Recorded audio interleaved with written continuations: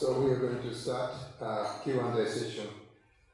As I told you at the beginning, we revised the Q&A session into two parts. The first one is on the assessment of the current situation, and the other is on how to deal with those challenges. For time efficiency, I'm going to pick up arbitrarily the people who are responsible for making comments or questions on each. It might be my prejudice that I think the academics must be very good at assessment in the real situation. I'm going to first to invite, if it's okay, Professor Mariko Watanabe, the distinguished economist in Japan. I think she would have many comments on the points made by German colleagues.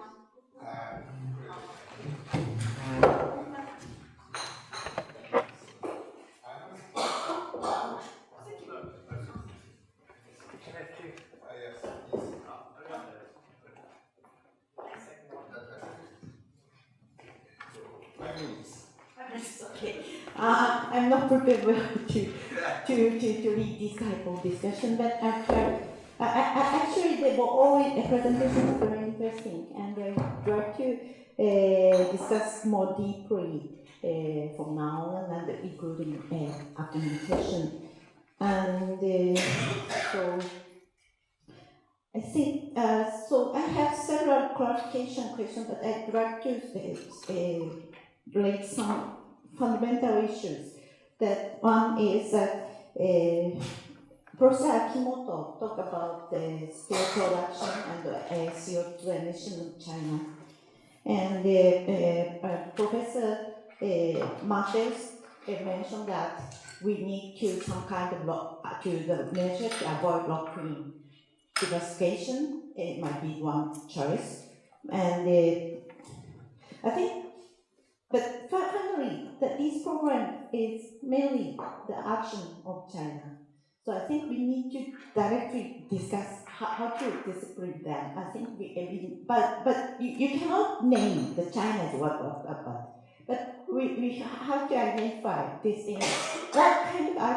What kind of action is harmful for us? And in order to avoid this harmful action, what can we do? So that would be the main topic of our discussion today.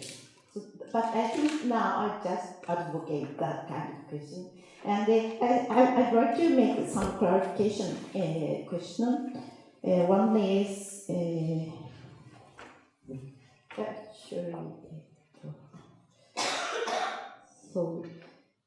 for the presentation of Professor Andreas, I think that I already talked to him directly, but his slides of the decreasing cost of learning costs and the fragmentation of trade could be related. So too much extension of the fragmentation might negatively affect the cost. I think that is very important point.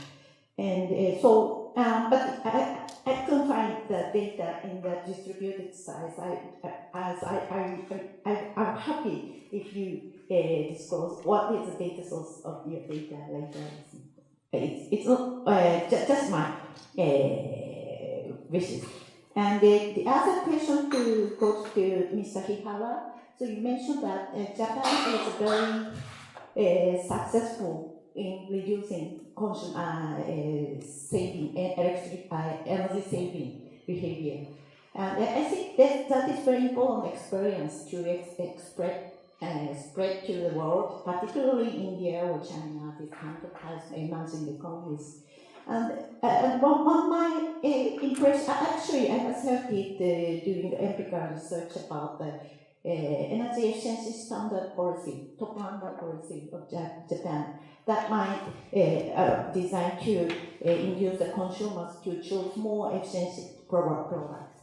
But but in my personal impression, I think that kind of action has stopped. The primary system is stagnated last 10 years or something. And this is my personal impression, you don't do the elaboration. But I think one is that what is the current situation of this system, and do you have any idea to effectively spread this type of institution to developing economies, including India and China? That's all. Thank you so much. And this is a specific question to Professor Gonda and Mr. Hihara. So maybe it will be better to invite two speakers to answer those questions. Please.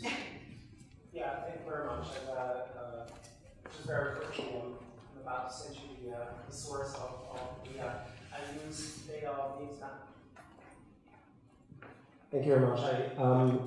I use data from the International Renewable Energy Agency, which have a volume data set on LCOE and other pertinent indicators, which is comprehensive. There's other sources, obviously, but this is the one that I chose because it's comparable across the countries that I was interested in. The more fundamental point is also, and we briefly discussed over the break, yes, costs have cost regression has bottomed out a little bit, but that only is true for the countries I looked at. So it's not applying across the board.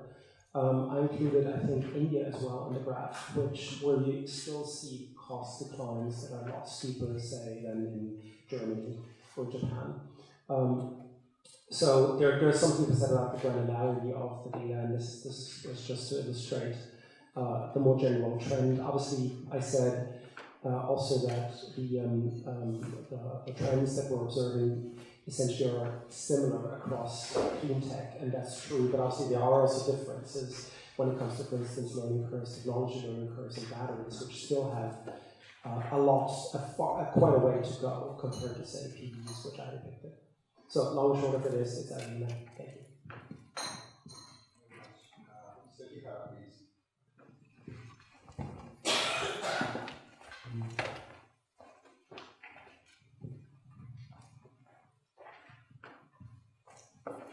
Thank you very much for your question. I'm not an expert about the top runner system, but in my understanding, as you mentioned, the top runner system improved the energy efficiency historically, but in recent years, the improvement rate is becoming slower. But now maybe the Ministry of Economy, Trade and Industry is now considering the new criteria. I mean, not only energy efficiency, but also, for example, demand response or something.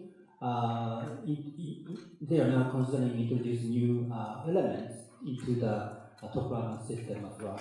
And also, we need the high technology, I mean, breakthrough in the technologies in terms of energy efficiency. So now we are considering the support, expanding the subsidies for supporting R&D or something. That's my answer, I can say. Is this okay with you? Yeah. Thank you so much. And next discussant should be, yes. If you don't mind, Professor Peter Haneke, could you please give us your observation in a few minutes?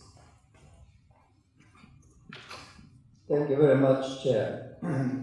Let me refer to this new wording, which I found very interesting, a low energy demand society. We know that Japan and Germany are relatively energy efficient, but not at the end of what can happen in Japan and in Germany. On the other hand, we have a very huge implementation gap when we look in what really happens, for example, in Germany, and what should happen if we really want to reach a reduction of carbon dioxide by 45% in 2045. So there are some new ideas with the labeling of energy efficiency first, coming from the COP28 and from the Energy Efficiency Directive in Europe, saying at the beginning of each decision, we have to put energy efficiency first. This means if we have big supply investments, we should prove that it's cheaper when we invest in energy efficiency and demand side pressures, and then avoid the supply investment totally. That's a new idea, and it's not implemented in Germany, it's not implemented in Europe, but it has been decided at COP28, and it's within the directive of the Energy Efficiency Directive. So my question is, how can we step further to really make it happen to have low energy demand society? And the next one is, somebody mentioned we have to integrate energy and climate policy with resource-efficient circular economy strategies.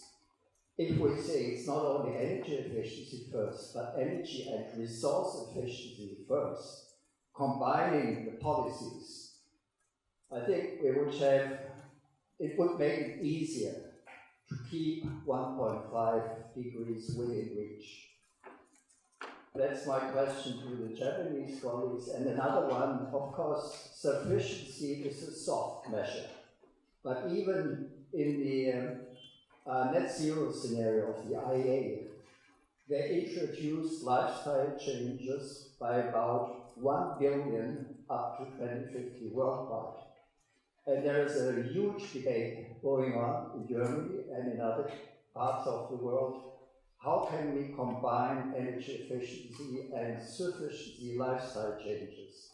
Because that might make it easier to avoid risky technologies like CCS, like nuclear, and it may be possible, especially in the transportation sector and with buildings, to reduce the energy demand further, not only by energy efficiency, but by changing lifestyle changes as well. So my question is it a debate in Japan? It's a very interesting beginning debate in Germany, and it would answer some questions easier. That's my opinion on that. Thank you so much. And well, maybe I'm going to ask another expert on the question of the current situations assessment. So if you don't mind, Dr. B.A. Watanabe, please speak. So thank you very much. It's my pleasure to be here by chance. And so I have several questions and comments. So first of all, many presenters, including Dr. Akimoto, said that there is no silver bullet solution, which may be true, but also somebody said that we have only limited resources. So I understand there is no silver bullet solution, but at least we need to prioritize solutions, and which actually Germany has done, like starting from promoting renewables and phasing out nuclear, then phasing out coal, and now going to hydrogen, and then also trying to decarbonize the industrial process emissions, and then also now going to building sectors, transportation sectors. But Japan, because we had, of course, a Fukushima accident, unluckily, And partly because of that, we delayed so many policies and measures, the implementation and introduction of policies and measures, and therefore it seems that Japan is trying to do everything at once, which might be very difficult. So I would like to ask any of you, probably government representative, about the prioritization of policies, or which one is the most important. And also, this is related to, Mr. Akimoto said that we observe carbon leakage, but I would like to ask Japanese side and also German side if there is really carbon leakage. If we have the problem of industrial outputs or industrial production, then is it really resulting from climate policies? We have so many issues like aging society and so on. So I would like to ask this point. And concerning this, I would like to ask the German side about hydrogen. So now you are investing a lot on hydrogen, but do you have any plan to use CCUS for decarbonizing industrial process emissions? If you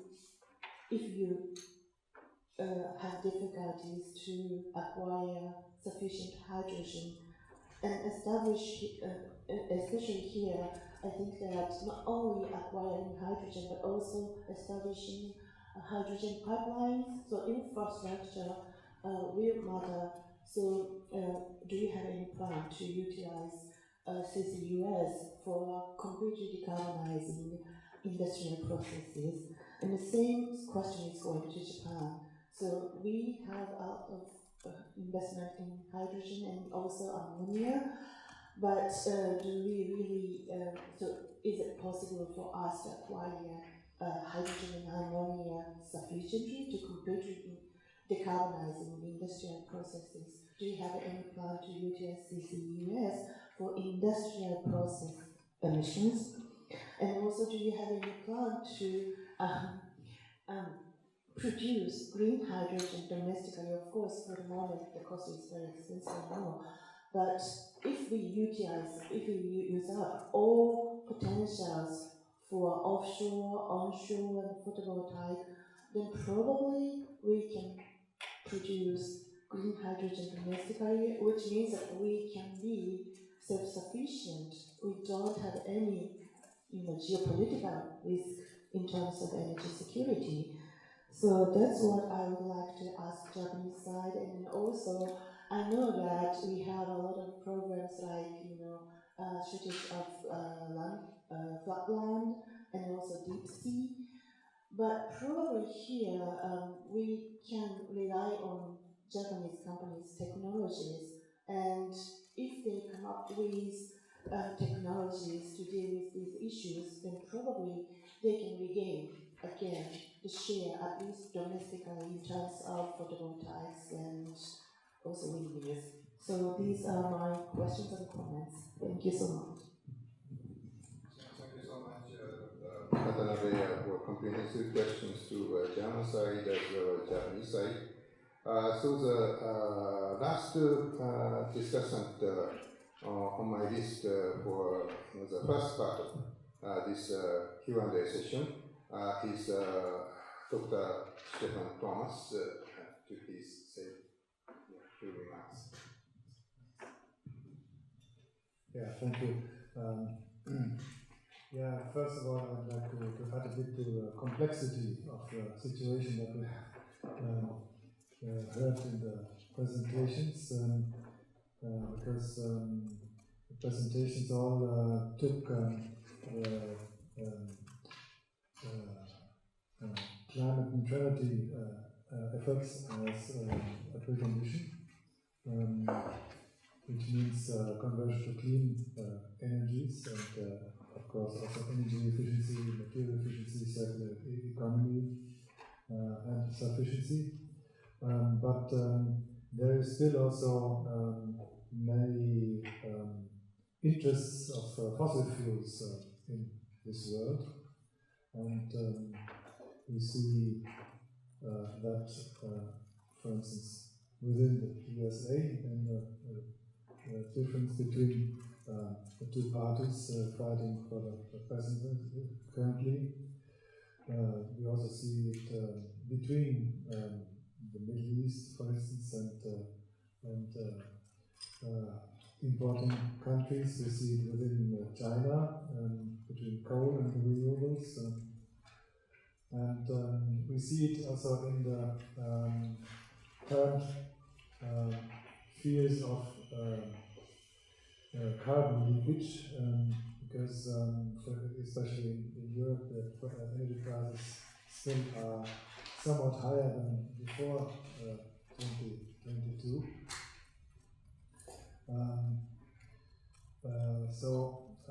Here in Germany, we expect that increased expansion of renewable energies will over the next years reduce energy prices again. But still, this is looking at the world in total. It's not really decided. This battle between the clean energies and the fossil energies, and which will be the cheaper ones, and this may also delay the ambition in climate action.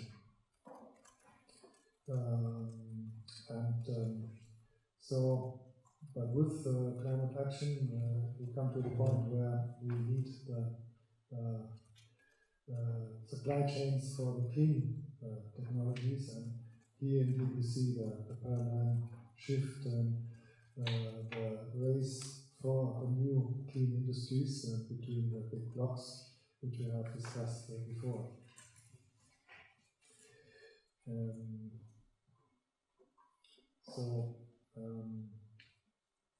Regarding the CCUS, I think it's clear that we need it for the decarbonization of some industrial emissions. But so the next question, whether we also need it for some fossil power plants, and even in Germany, there's a new discussion now to really allow for gas-fired power plants, and I think also Japan seems to rely a lot on this also for the power plants, and the question is whether the potential is big enough, and whether or not the energy efficiency and sufficiency and the conversion to renewable energies in the end will be cheaper than the continued operation of fossil fuel power plants with the CCS, or even new power plants with CCS.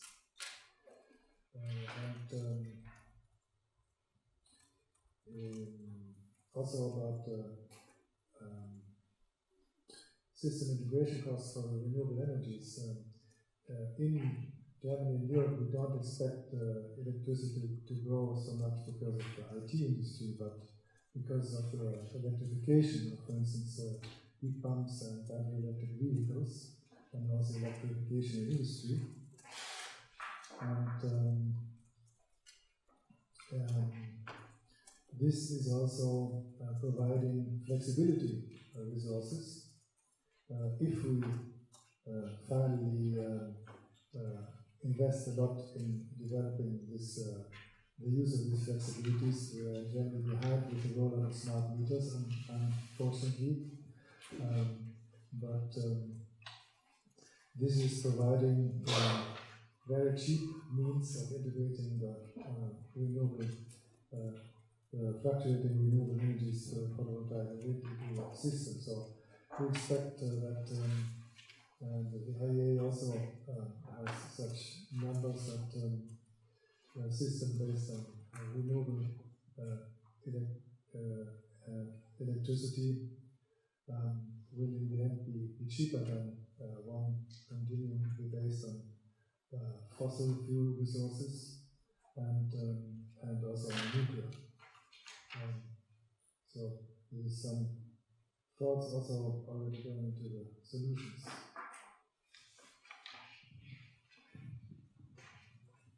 Thank you so much for giving us your assistance as well as solutions. At this stage, at the end of the first stage of the Q&A session, I'd like to invite four speakers to answer the remarks and questions made by the discussants now. So please, Professor Akimoto Sensei, please.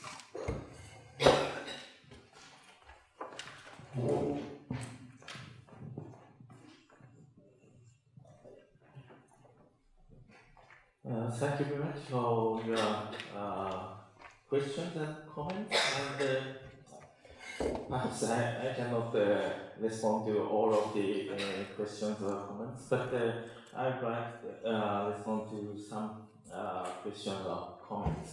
First, I would like to say the low energy demand society and now METI is providing the assessment of low energy demand scenarios to our institute. I'm a leader of the low energy demand scenario assessment, and many of the research institutes and universities from the global in the world, including German Research Institute, PIK or other institute, and the ESR from Australia, and many of the institute, about 20 or 30 research institute involved in this project. EBIT project, namely EBIT project, energy demand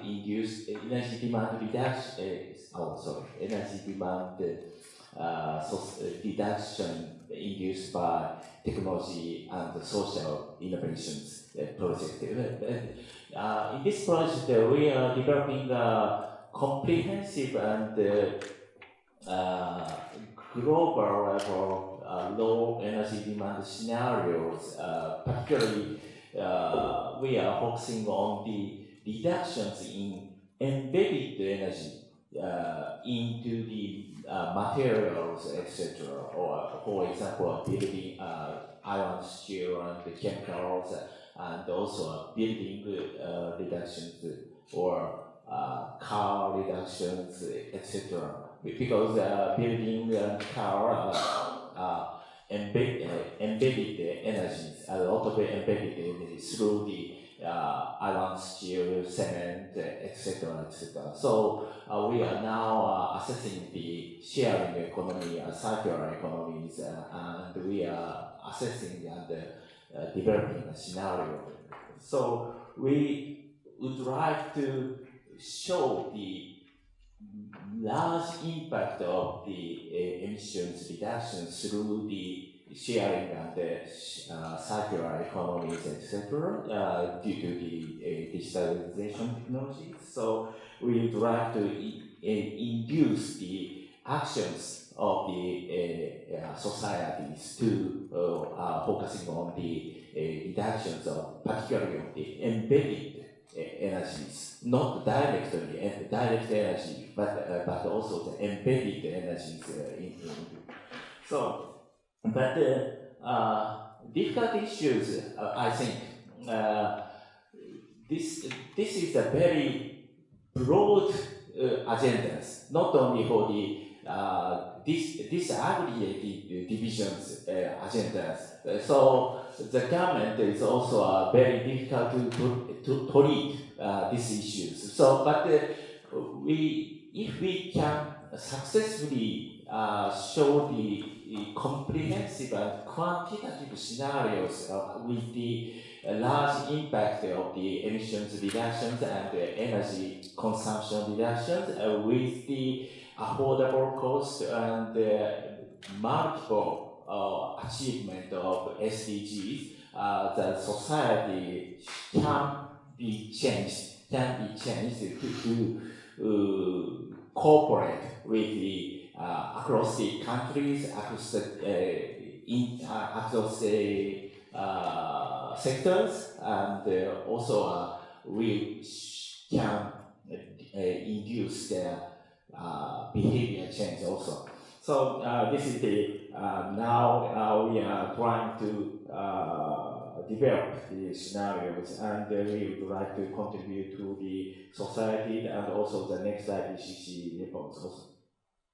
So this is the first one. The second one, carbon leakages issues. I would like to say carbon leakages is not induced by not only by the carbon policies, climate policies, but also for the labor productivity changes, and also for example export of for example iron steel products in the China. So China has a lot of China produced a lot of iron steel products. So cheaper cost will be achieved. So this is one of the carbon leakage from developed countries, developing countries, not only by the climate policy, but also the several issues we should consider. So this is the second point. The third one is, I'd like to say, green hydrogen issues. So, of course, Japan would like to develop green hydrogen domestically also, but as I already said, Japan has limited renewable energies, particularly for the solar PV and onshore wind power currently. So when I have a lot of lecture in the local area, but several years ago I was criticized for the nuclear power, but currently there are no criticized for the nuclear power, but there are several criticized for the renewable energies in the local area. So it's very difficult to expand the large expansion for the renewable energy, particularly in the onshore area. So we need to expand the offshore wind power, but the cost is relatively expensive compared to the onshore wind power and solar PV. So and also, but in the overseas, they have a lot of cheaper wind power, not only for the offshore but also in the onshore area. So the relative price is very important compared to the Japan's renewable energies and overseas renewable energy. In this case, green hydrogen from overseas is a very important option economically. So of course, I would like to expand renewable energies domestically, but economically, overseas renewable energies through green hydrogen will be also very important options. So, yeah, there are another issue, but I don't stop. Thank you.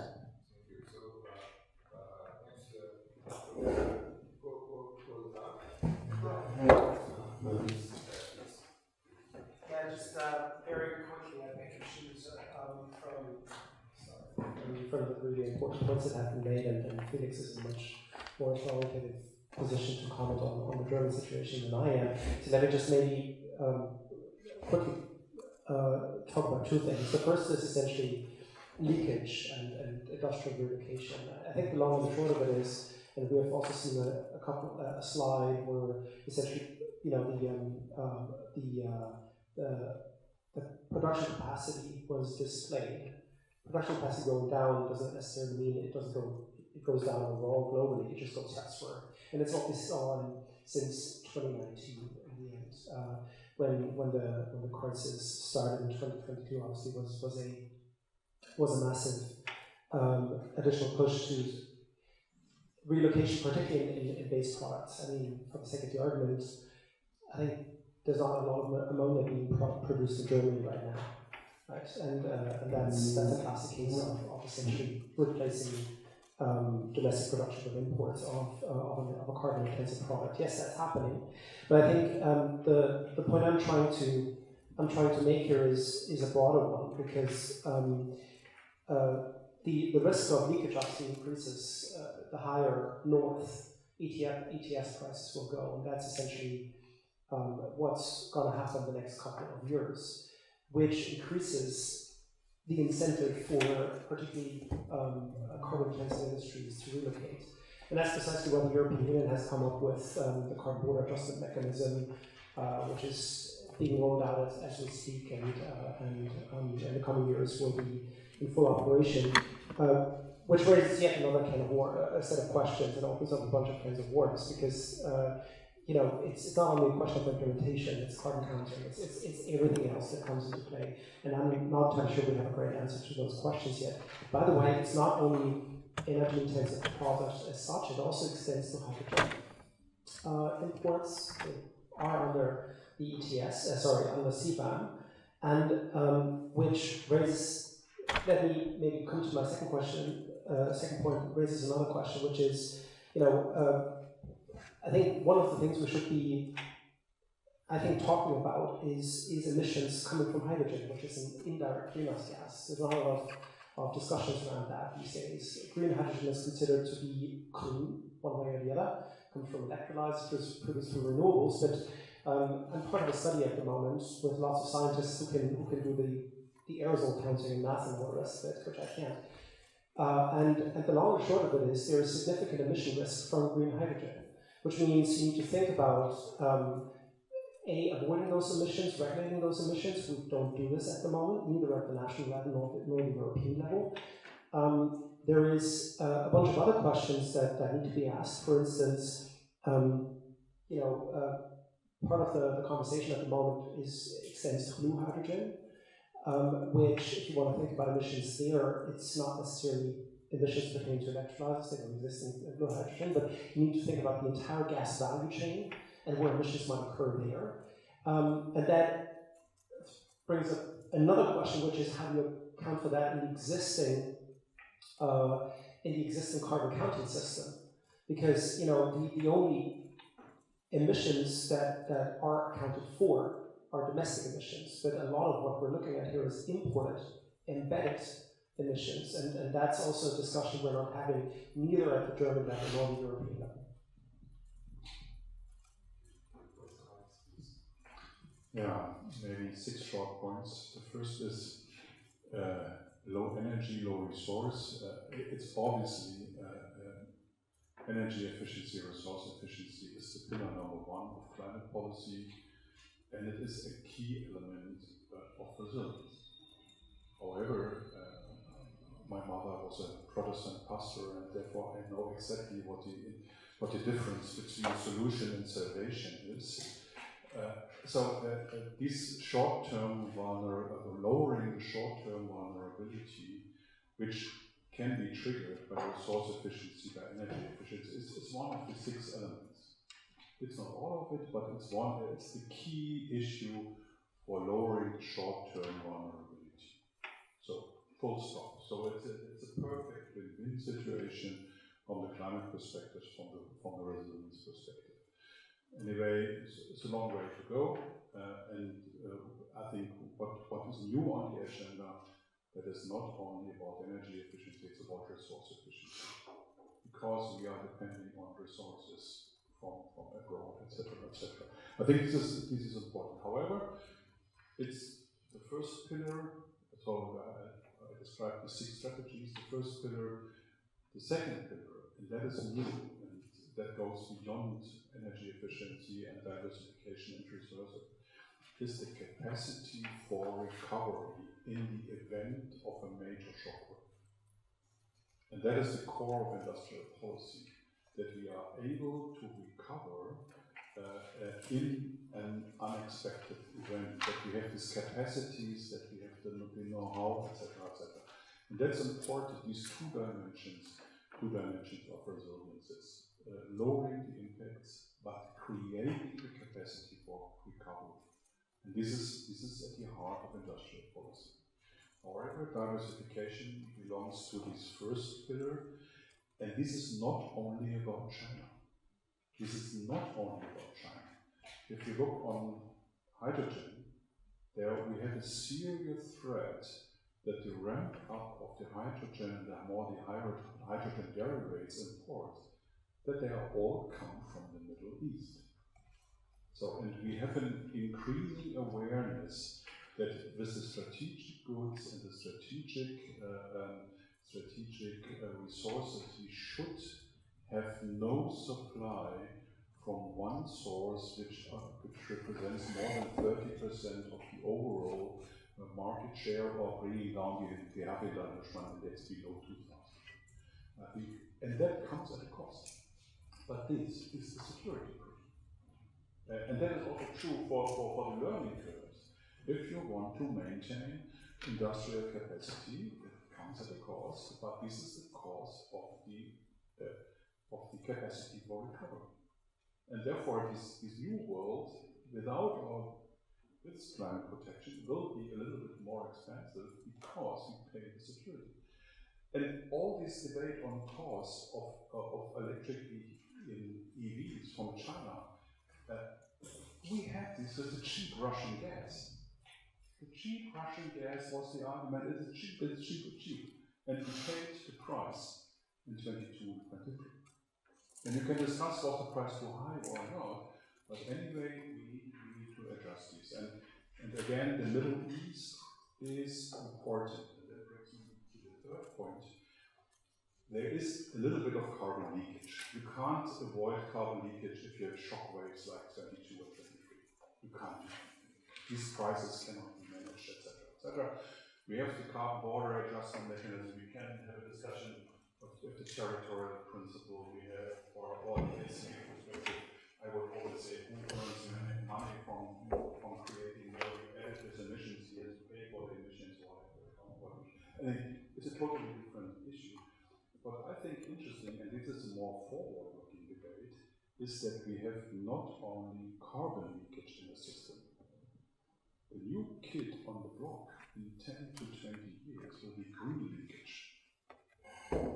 If production goes not to regions where the production is more carbon intensive than in Europe or Germany, if the production is relocated to regions where the green energy is cheaper. That means from a climate perspective, green leakage is not a problem. From a security perspective and from a resilience perspective, green leakage is a problem because of the second pillar of the resilience, etc., etc. And we need to address this because we are somehow trapped in this carbon leakage world. But the issue, the world where green leakage could play a role is still to be designed. And we are still in the ramp-up phase. And we need to address this. There is the option that significant part of the German or European steel industry will go to Namibia. That's green steel. From a climate perspective, from a development perspective, the perfect solution. But then, if you look like countries like Namibia, vote in the UN if it comes to Ukraine, etc., etc., this is a good idea to have 80% from Namibia? Probably not, from the resilience. It means we need to address the green leakage issue as we need to do this with the carbon leakage. We have comparatively robust instruments to use carbon. Fifth, the CCS. I think, so I don't know if you know these Gardner hype cycles. So hydrogen is a little bit in decline. Everybody loves CCS. The specifics and the practicalities are still to be solved. At least in Germany, I think if you look to my mean light numbers, bringing 70 million tons of CO2 underground is a huge challenge. And this is partly to, and we need to differentiate the CCS debate or CCUS debate between CCS as a mean for emission reduction, and secondly, CCS as a mean to compensate for residual emissions from agriculture, etc., if you really want to go to net zero. And that for Germany, it will amount to 70 million tons of CO2. And if it comes to the sources, which need to be dealt with CCS, it's obviously industrial process emissions, cement industry, part of the chemical industry, waste incineration, huge source. It's probably not the power sector, because baseload is disappearing, and if there is one economic nightmare, then it's carbon capture if it is a deep-load plant. So this is probably not to happen here. However, if you don't create a ban on CCS, the question is, okay, it will be there, let the market go. How can you influence this? And this is in the end of the day the key question, because there are two answers.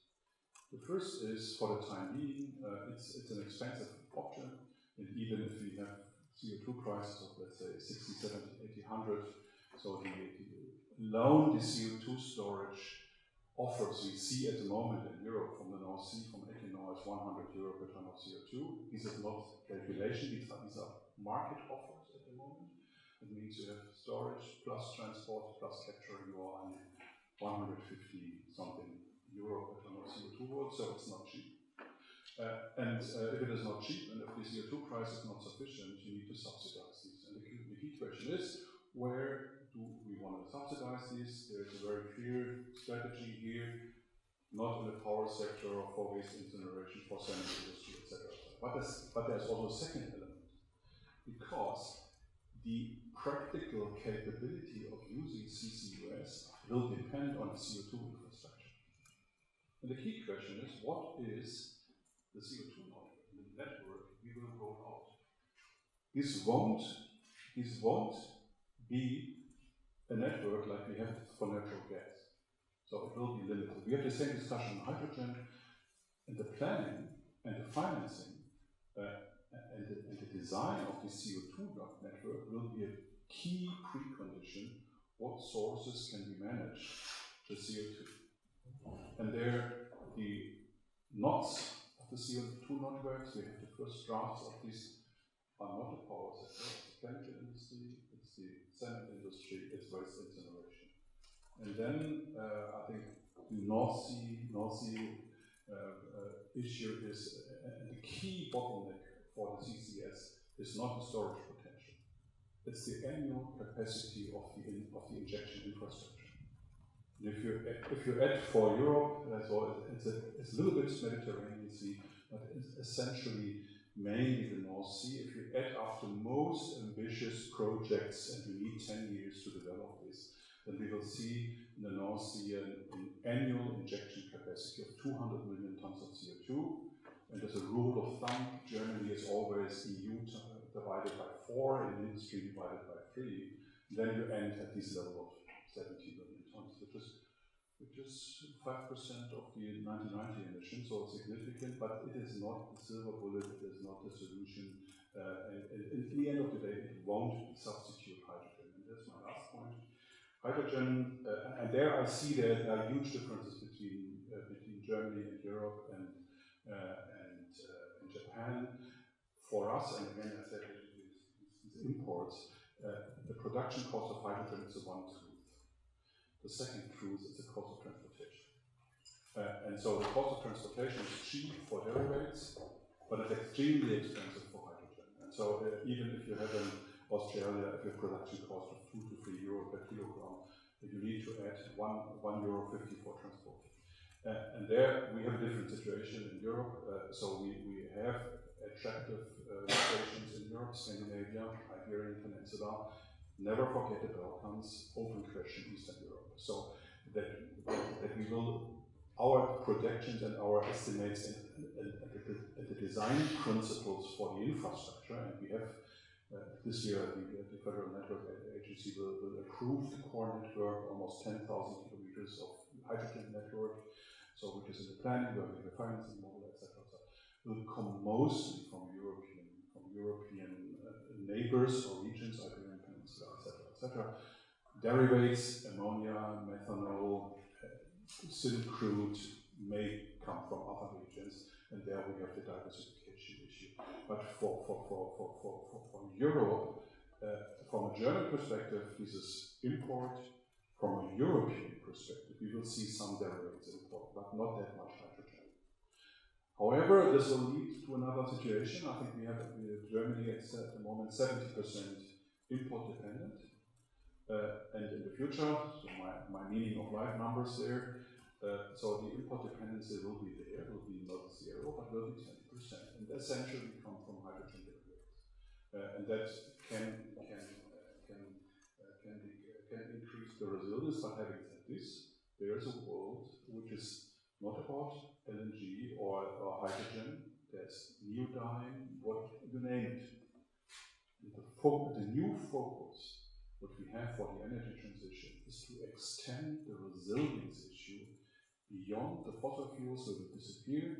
Hydrogen, which is on the ramp up, but will have a limited role, to other strategic goods and to raw materials and the processing and the refining of fossil. And not to forget, if it is about strategic goods, this is also about security issues. We have a ban on Chinese technology in offshore converter stations because of the backdoors.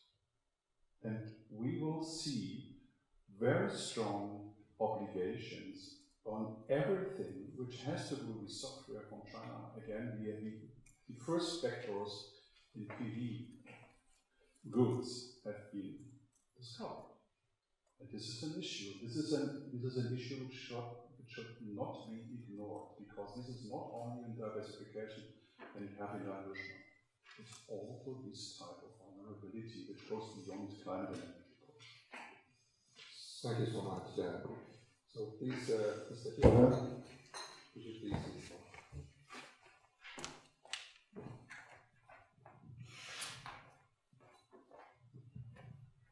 Thank you very much.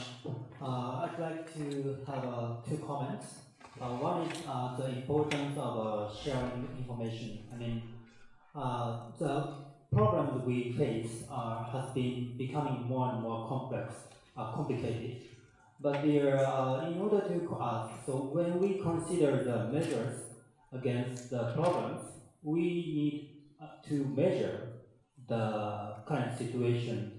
I mean, for example, if you want to measure the carbon footprint of this product, you have to aggregate the information of each part of carbon footprints.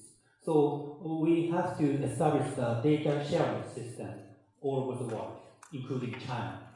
So in my understanding, EU countries established the ESPR and battery regulation, and these regulations will introduce a digital product passport for carbon footprint, recycling, circular, and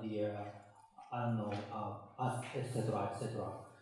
But I imagine the problem is you also have to connect with data in China.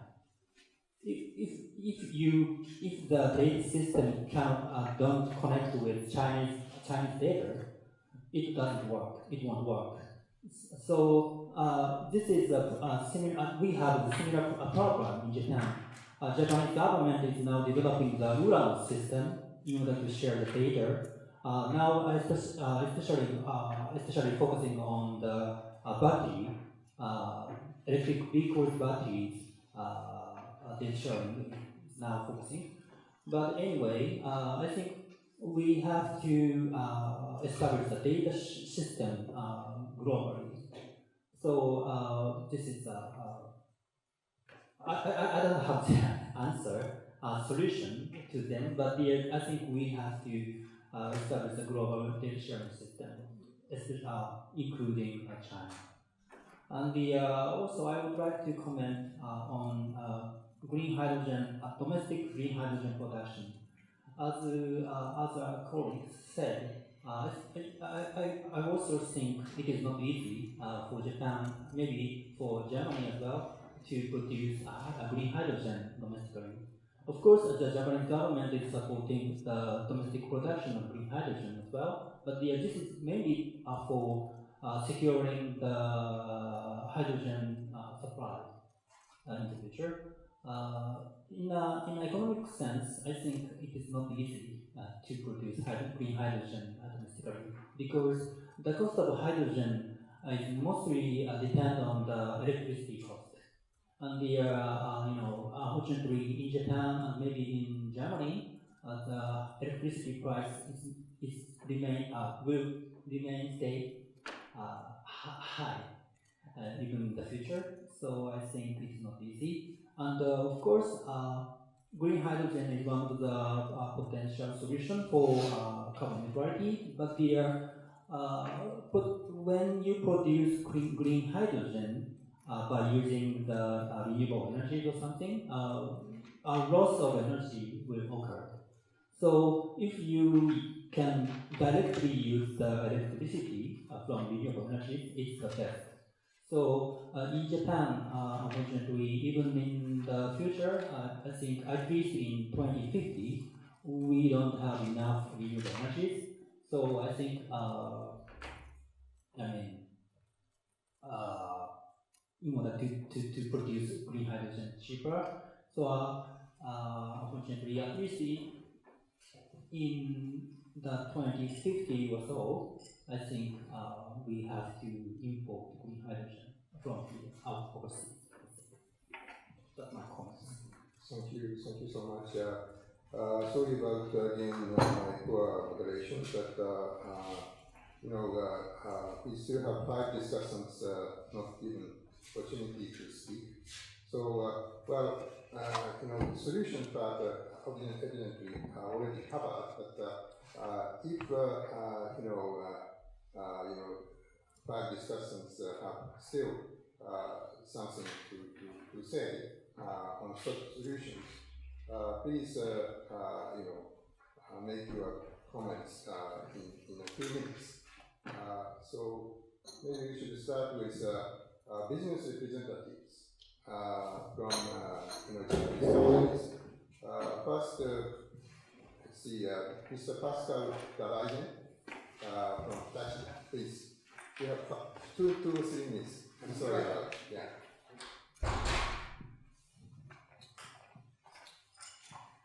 Thank you very much. I think regarding the supply chain, it's really important that we get in the region also the processing of the raw material. We have to do the processing where the markets are. As we build our factories also where the markets are and not shifting everything around the globe.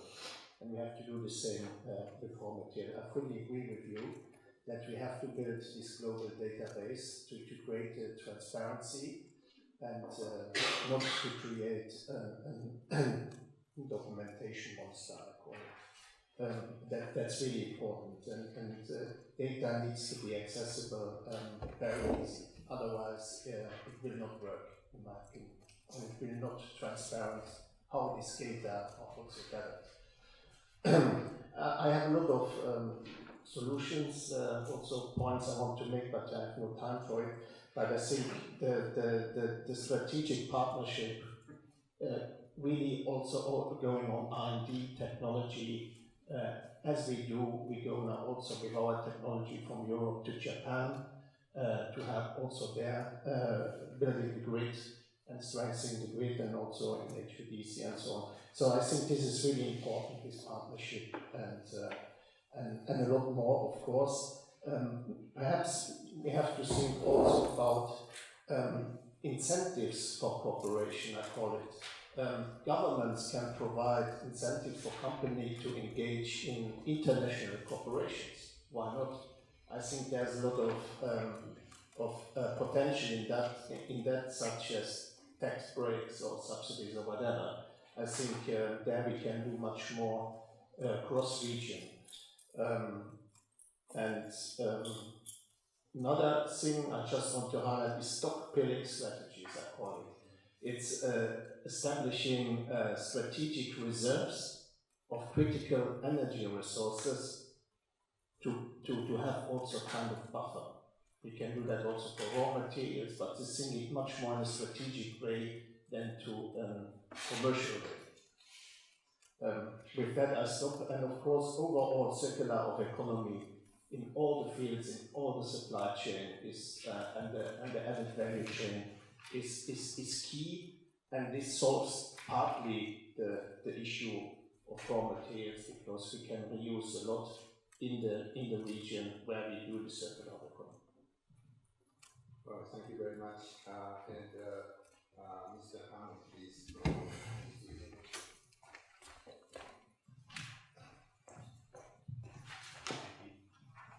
Thank you for the 4 presentations. I'm going to be really brief. Academics may be able to speak at length, but business can sometimes be more succinct. Maybe if I just focus on the 2 German presentations, which were really interesting, as well as the Japanese ones. I mean no offence by that, just so we can maybe kind of focus. I think the trends that were identified, obviously, people are aware of. I think the data points were fascinating. Thanks to both of you for that, including the vulnerability of Japan and Europe from a hydrogen perspective, which I think was very, very interesting.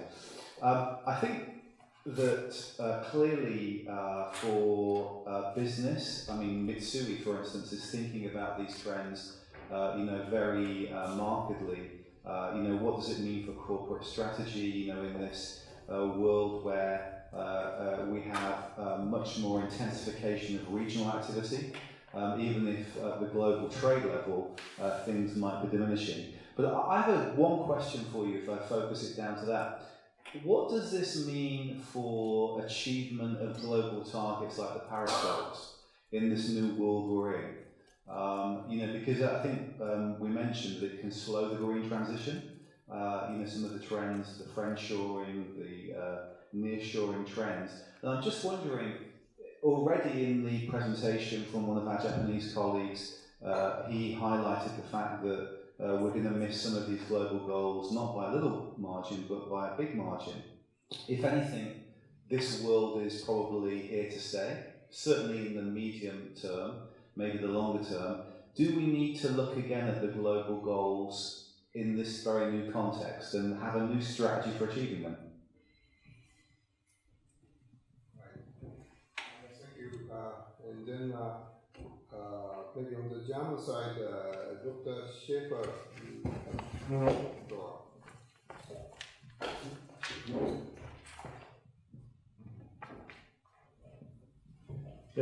Thank you very much, and allow me to make a few points, and as I'm also talking later again, I would focus on those elements which are not in what I've prepared for the later speech.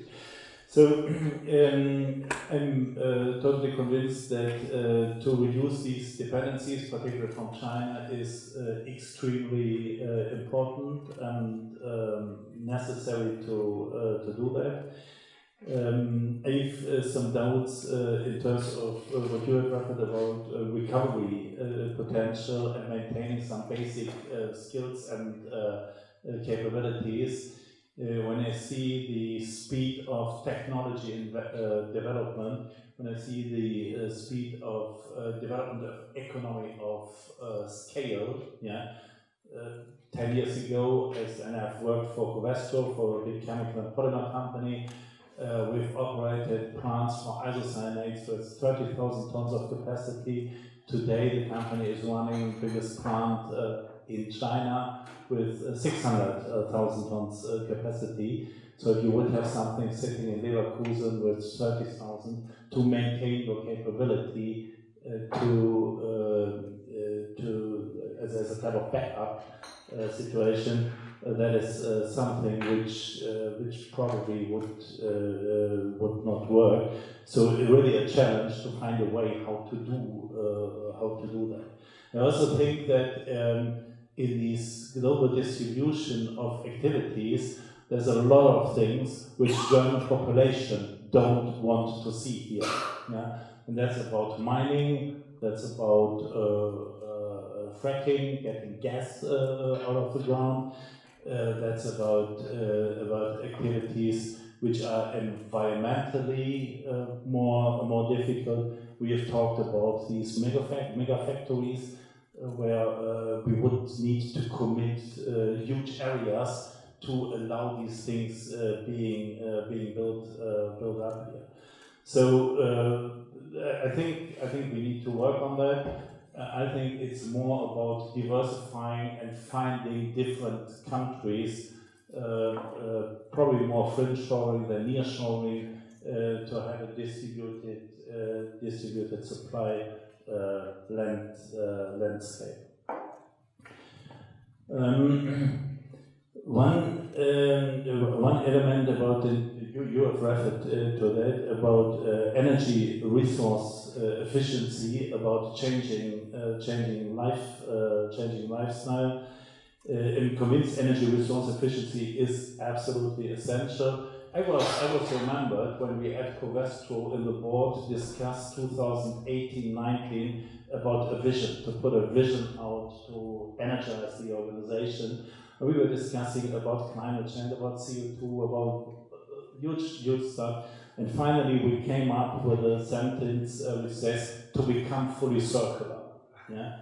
Which means we only can achieve all these other things which we have just discussed before if we move into a circular economy. So I see also industry very strongly moving into that direction, and without overstating ourselves, I think a lot of the industry in between is following into that direction. One point in that context, in terms of changing lifestyle and reducing personal reduction of energy, my impression, particularly in Germany, is that a huge part of the population is not prepared to do that. Is not prepared to do that if that has to do with a loss of wealth, which have limited their capabilities. To pick an example, to fly to the Mediterranean Sea for holidays or so, yeah. And that is something where politics need to be extremely careful not to lose more people than which are lost already in that context. I think I will leave it there. Thank you very much for your attention. Yeah, thank you so much. So the next is we have two competent media officials working for JETRO. Mr. Takashi Mogi from JETRO London. Please give us 2 minutes.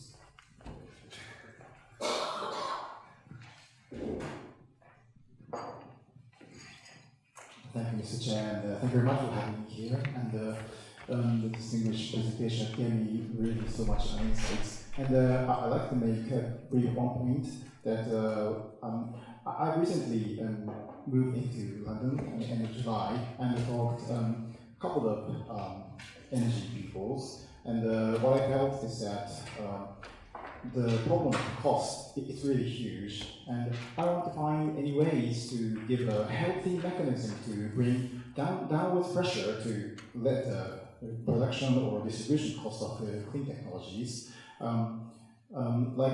If I can share the experience of Japan after the Fukushima accident, that we really increased our dependence on LNGs, and we faced a really high price from our Middle East partners. And at the time, as we were the greatest buyer in the world, we made some kind of we tried to form some kind of alliance with other buyer companies like South Korea or something, and did some kind of a consumer and producer countries dialogue to discuss that the need for affordable price of the energy.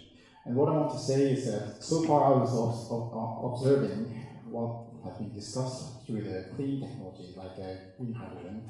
I found that the producers and investors was calling for more public funding and more clear regulations. And I thought that I found the question that does that solutions end up in an affordable price?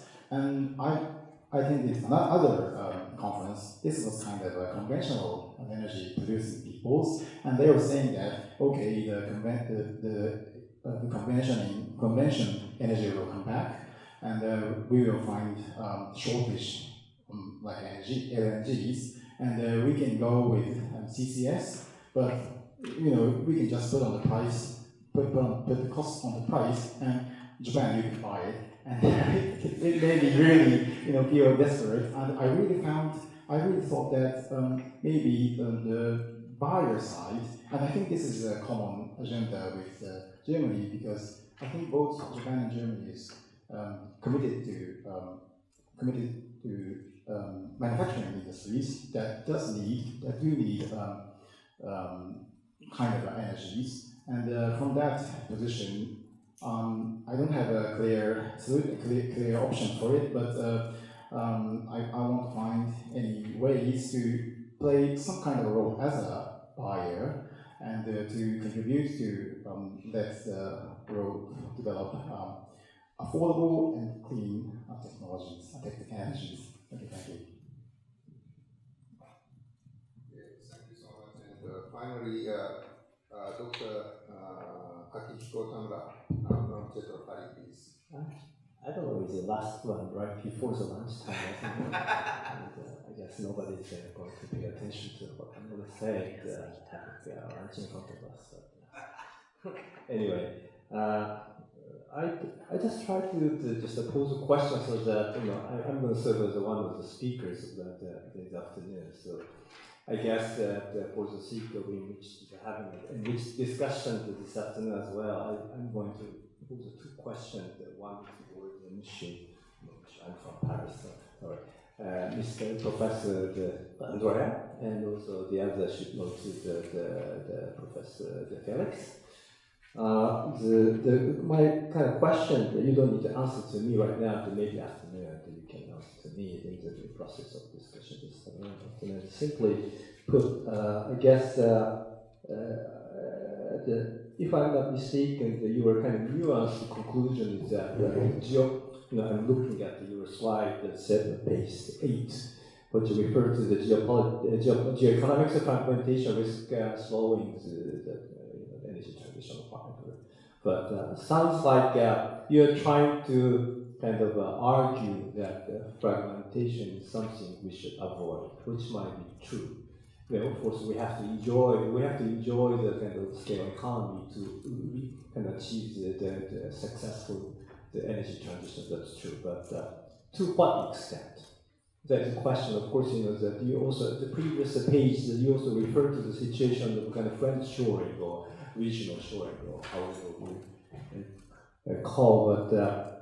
I don't believe that you were advocating the idea of coming back to the purely naive globalization based upon the WTO system at all, I believe. But if so, where is the middle ground between the fragmentation and the pure the globalization? There must be some fault line.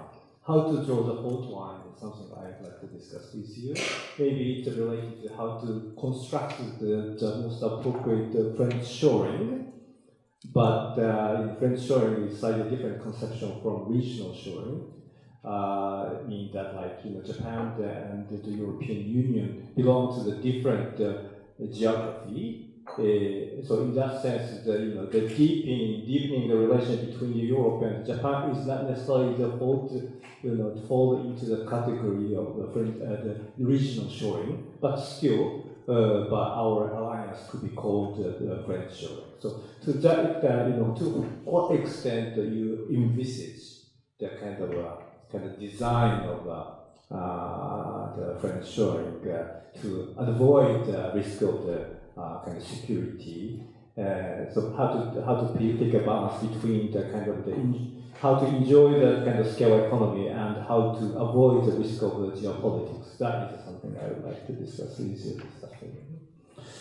The point I'd like to pose to the presentation by the Professor Felix is I fully agree with you. I was so impressed by several of the conceptions you posed. It range from the restructured geopolitics, vulnerability. We have to get out of vulnerability. We have to gain the further resilience. That's true, and not only China but also as a risk factor, we have to avoid the dependence on.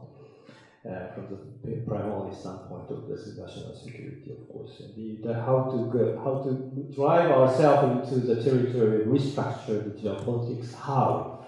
That is a kind of question we have to answer, and we also discuss about that this afternoon. But in that respect, I have one question, which is a little bit political one, which is. In order for us to, particularly from the standpoint of the European Union, you have to have a stronger mandate to be given to the European Union, European Commission, I suppose, in order for you to have a common industrial policy. But in the reality, I guess, how do you think about whether you consider the necessity of giving the further mandate to the Brussels or not, to achieve what do you envisage as a stronger industrial policy? If the answer is yes, how, in the light of the political reality right now, the Germany is one of the countries who are not really tempted to give a mandate to the Brussels, you never agree with the idea of the kind of common funding or common facility to be given to the common industrial policy, I guess, at least as long as you signal the green, yellow, red coalition to remain in your ruling party. I don't think your yellow party is not going to endorse that idea of giving any money to the Brussels. So I wonder whether the Germany has any prospect of having a stronger common industrial policy in the future. That is my question, and maybe we can answer this afternoon. So thank you so much. And yes, I think that those questions must be handled in the afternoon session. And the time limit, because of time limit, I'm going to maybe invite each of the speakers to say something, which you find it very necessary, having heard about comments and questions from the discussant side. So just 1 minute intervention on each panelist. So please start with Dr. Himoto. Okay. Then Dr. Yes. Yeah, thank you. Look, whenever that's right, just very quick one. Oh, sorry. Thank you. So I think it's very quick and just a quick answer for Andrew. I'm not entirely sure I have a great answer for you, but whenever academics don't have an answer, they just pivot to concepts. And so I think the key point I'm trying to suggest here is there's a difference between greening industry and green industrialization. Greening industry is what we're talking about, right? Use the stock, make it green. Keep value creation at home. Try and kind of have a role to play in the scale up of clean technologies. Make sure that all comes from the same place and all the rest of it, from some place abroad. That's greening industry, but that's different from green industrialization because that may happen elsewhere. If we allow green industrialization to happen, and for instance along the lines of what has just been suggested, that say industrial upscaling happens where critical minerals exist, or massive, that's the Namibia case, massive potential for renewable-based hydrogen, then this obviously will help the climate. It may raise new security questions, but most importantly, it raises important questions around welfare creation, and whether it's politically palatable in countries like Germany or Japan, or industrialized nations more generally. So from a climate perspective, I would very much welcome the green industrialization bit, including from an SDGs perspective. I'm not just entirely sure whether the Western countries, industrial nations, would survive that politically. All right, thank you. Yes, please. Right. Yeah, from my side, 2 points. I think what you really need to think about much more relates to your question. It is the perfect transformation pathway versus the robust transformation pathway. And I think this is the key, because I think you have seen the Fukushima event, when one pillar of the Japanese net zero policy disappeared at this party, and the robustness, and that it has a relation to distributional effects, because it is international, it is green industrialization, is also a distributional effect, and there is an impact between this managing distributional impacts and competitive issues and robustness of pathways. And I think for me, on the agenda, robustness gets much more on the top of the agenda, because it is not about calculating scenarios, it's about implementing reality.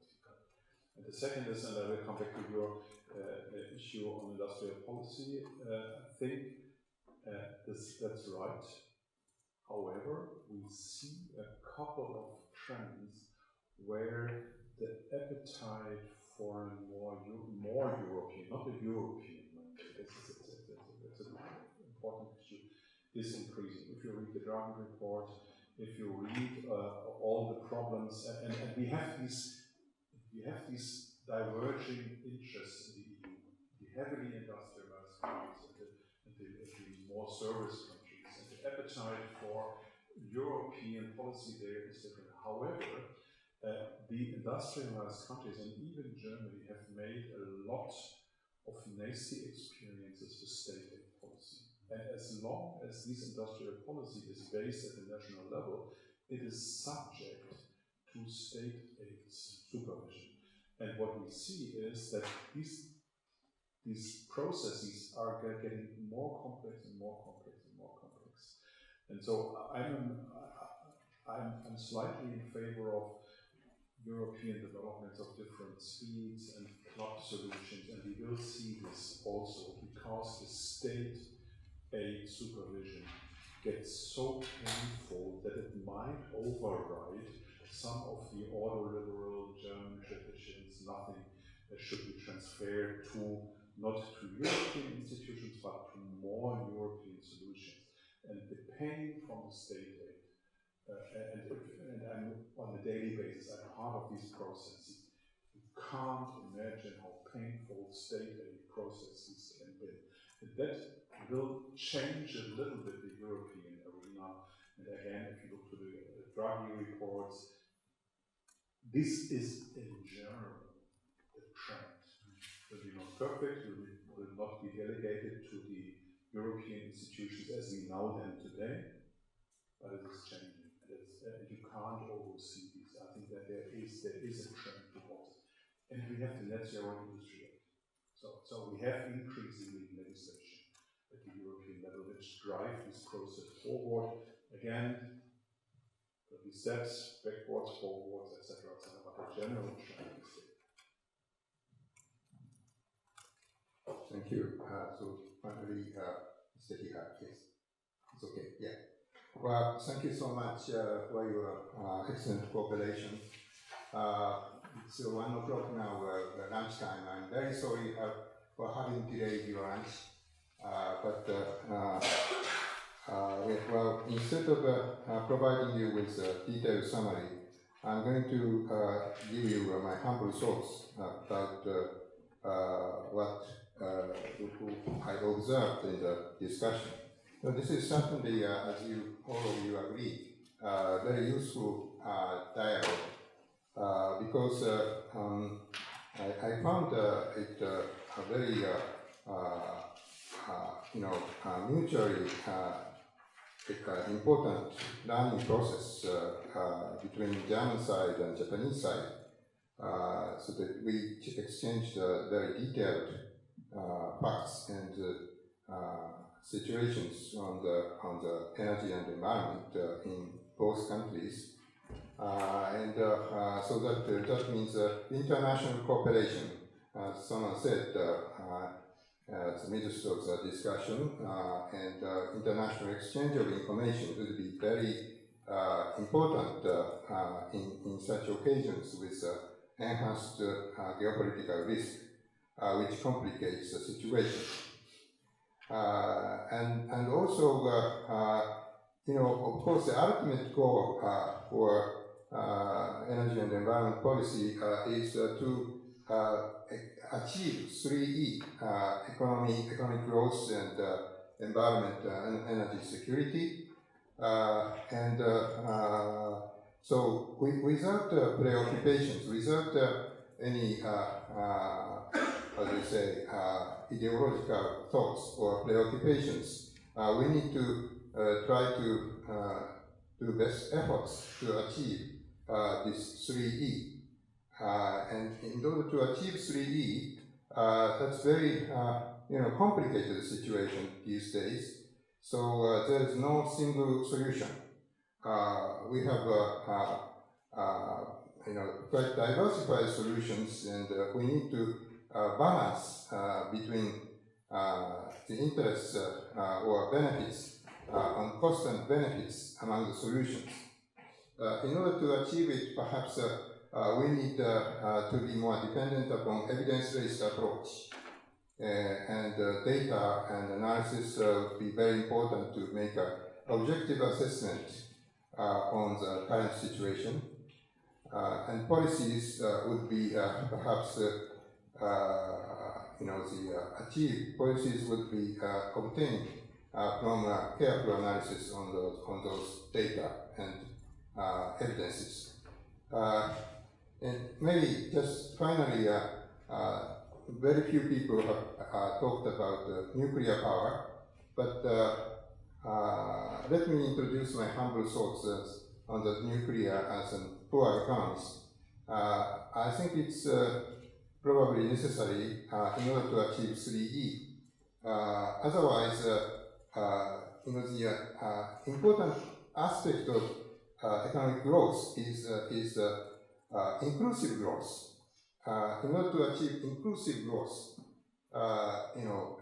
income equality, I think we need diversified energy sources, including nuclear power. With this, I would like to conclude this session, and I hope you enjoyed the discussion. And finally, following Japan Economic Foundation's custom, I would like to ask you to join applauding to the excellent performance of our panelists and discussion in our meeting. So thank you so much.